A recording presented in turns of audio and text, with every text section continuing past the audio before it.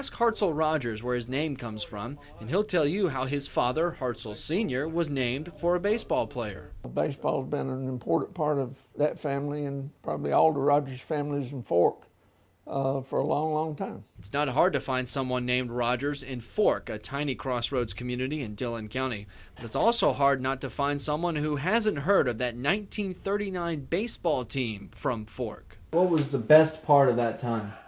Well, getting out and seeing them play ball, and I enjoyed watching them, and everything was great.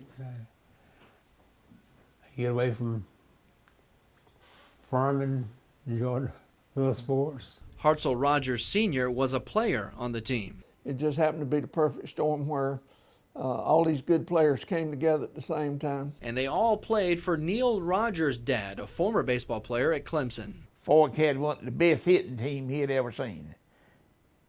He said they had some pretty good pitchers, but said they could hit. The old Fork school was built on the field where that 39 team played. The school is now abandoned. Some players on that team walked 2 miles just to practice and play in those games, and hardly any of those players wore shoes, but not necessarily because they couldn't afford them. Even up to our generation, you know, when it got warm enough to take those shoes off, they didn't go back on until school started. Even when the team was making its run through the Southeast Amateur Championship. He said they'd put the shoes on the first inning, and by the second or third, everybody'd be barefooted.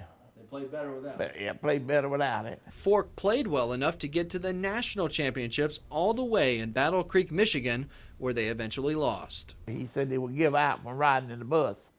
Old 39 bus from Mullins, Fork to Battle Creek, Michigan is right long ways. But not after taking this community on a trip they still talk about to this day, 72 summers later. In Fork, Rusty Ray, News 13.